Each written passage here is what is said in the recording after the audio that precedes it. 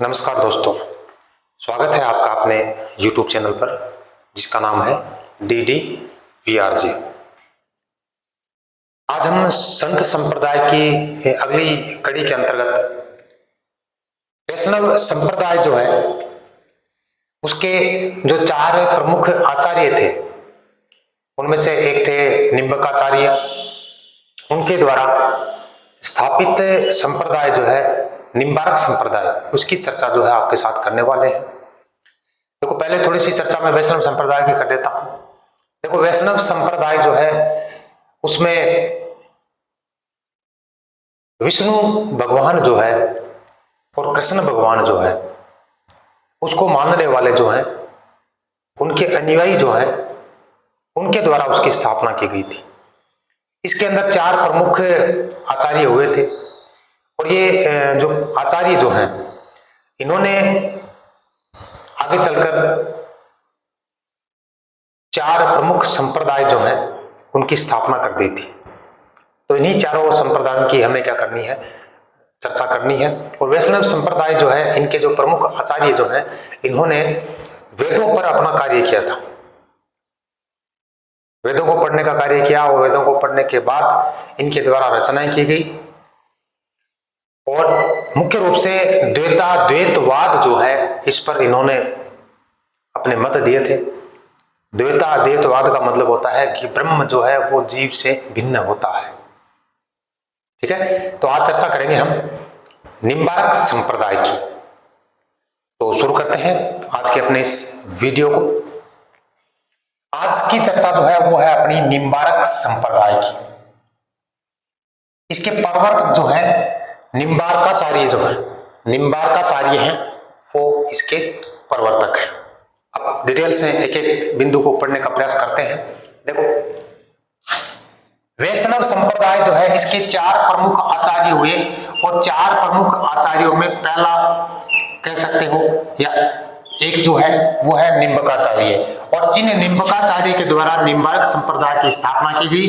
और ये वैष्णव संप्रदाय के जो चार संप्रदाय जो हैं इनमें सबसे प्राचीन मतलब वैष्णव संप्रदाय के जो चार भाग बनाए गए हैं या चार भागों में बांटा गया है, इनमें सबसे प्राचीन सबसे पुराना जो संप्रदाय है वो है निम्बारक संप्रदाय। वैष्णवियों के चार संप्रदायों में अत्यंत प्राचीन संप्रदाय जो है वो कौन है? निम्बारक संप्रदाय। पहली बात तो ये है कि ये सबसे पुराना है। कौन से में? वैष्णव संप्रदाय जो है उनकी जो चार शाखाएं हैं उनमें सबसे पुराना कौन सा है? निम्बारक संप्रदाय। अब इसके अन्य नाम भी है भाई। अन्य नाम कौन कौन से हैं? इसको हंस संप्रदाय के नाम से भी जाना जाता है, हंस संप्रदाय। इसको कुमार संप्रदाय के नाम से भी जाना जाता है, इसको कुमार संप्रदाय के नाम से भी जाना जाएगा। सनकादि संप्रदाय के नाम से भी जाना जाता है, सनकादि संप्रदाय। द्वैत मत संप्रदाय के नाम से भी जाना जाता है। द्वैत दो मत का मतलब है ब्रह्म है और जीव जो है, इन दोनों का मत है कि दोनों क्या है? भिन्न भिन्न है। दोनों क्या है? भिन्न भिन्न है।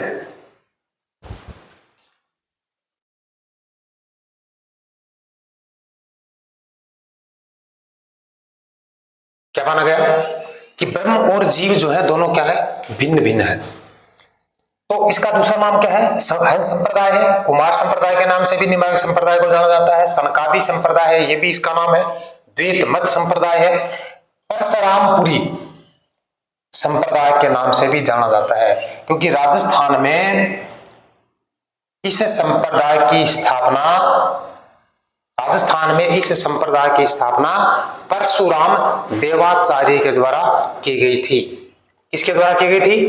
परशुराम देवाचार्य के द्वारा इसकी स्थापना की गई थी। ठीक है भाई। अब बात करते हैं इसके प्रवर्तक की। इसके प्रवर्तक कौन है? मतलब निम्बारक संप्रदाय जो है इसके प्रवर्तक कौन है? तो निम्बारक संप्रदाय के प्रवर्तक है निम्बारकाचार्य या निम्बारकाचार्य। ठीक है भाई। अब ये जो निम्बारक संप्रदाय जो है इसका सिद्धांत क्या है? ये कौन से सिद्धांत पर काम करता है? तो भाई निम्बारक संप्रदाय जो है वो द्वैतवाद सिद्धांत पर काम करता है। मतलब इसका यदि हम दूसरे शब्दों में उच्चारण करें तो भेदभाव, द्वैतवाद को आप भेदभाव के नाम से भी जान सकते हो। और इस के ऊपर क्या करता है, ये काम करता है। और इस संप्रदाय के द्वारा ही द्वैत का प्रारंभ माना जाता है। मतलब जीव और ब्रह्म को अलग अलग मानने का जो मत है वो इसी संप्रदाय के द्वारा दिया गया है या प्रारंभ किया गया था। यानी ब्रह्म व जीव, ब्रह्म क्या है, जीव से क्या है, भिन्न है। तो ये भाई इसका सिद्धांत है। द्वैतवाद सिद्धांत का प्रारंभ किस संप्रदाय से हुआ, तो नाम आ जाएगा निम्बार्क संप्रदाय का। अब बात यह है कि ये किसकी भक्ति करते थे, तो भाई इनका काम था कृष्ण भक्ति का प्रचार प्रसार करना। ये मतलब ये कृष्ण भगवान की, वैसे तो ये दोनों कृष्ण और राधा दोनों की युगल सरकार की करते थे, पर कृष्ण भक्ति का प्रचार प्रसार करने का कार्य जो है किसके द्वारा किया जा रहा था, इनके द्वारा किया जा रहा है। ठीक है। अब इसके अनुयायी किस प्रकार के होते हैं, तो इसके अनुयायी जो होते हैं गृहस्थ भी होते हैं और विरक्त भी होते हैं। मतलब घर को त्यागने वाले भी होते हैं और दूसरे जो है गृहस्थ, मतलब गृहस्थ जानो ना, हाँ, घरा रह के शादी ब्याह सब करना। विरक्त का मतलब है गृहस्थ जीवन से अलग प्रकार का जीवन, शादी ब्याह कौन करना, कराऊं अलग रहना। दोनों प्रकार के अनुयायी इसके अंदर पाए जाते हैं या होते हैं। ठीक है। अब देखो इसका प्राचीन मंदिर कहां पर है, तो इसका प्राचीन मंदिर है मथुरा में, और एक टीला है ध्रुव टीला। मथुरा में एक टीला है जिसका नाम है ध्रुव टीला, और इस टीले के ऊपर निम्बार्क संप्रदाय का प्रमुख और प्राचीन मंदिर है। प्रमुख और प्राचीन मंदिर है, कहां पर है, मथुरा में। और मथुरा में स्थान क्या है, ध्रुव टीला। उसके ऊपर एक मंदिर बना हुआ है निम्बार्क संप्रदाय का, और वो जो मंदिर है वो सबसे प्राचीन है, सबसे पुराना मंदिर है। अब बात करते हैं राजस्थान की, कि राजस्थान में इसकी स्थापना किसने की थी। राजस्थान में निम्बार्क संप्रदाय की स्थापना की थी। राजस्थान में इस संप्रदाय को परशुराम, देखो परशुरामपुरी संप्रदाय के नाम से जाना जाता है। राजस्थान की बात है या, तो राजस्थान में इसके शिष्य थे, किसके, निम्बकाचार्य के, और परशुराम देवाचार्य नाम था उनका। और इनके द्वारा क्या की गई भाई, राजस्थान में इसकी स्थापना की गई। निम्बकाचार्य जो थे इनके शिष्य थे, जिसका नाम था परशुराम देवाचार्य। और परशुराम देवाचार्य जो है इन्होंने निम्बार्क संप्रदाय की या परशुरामपुरी संप्रदाय की स्थापना की राजस्थान में। राजस्थान में प्रधान पीठ कहां है, इसकी प्रधान पीठ निम्बका या निम्बार्क संप्रदाय जो है इसकी प्रधान पीठ है सलेमाबाद। और ये सलेमाबाद कहां पड़ता है भाई, अजमेर में।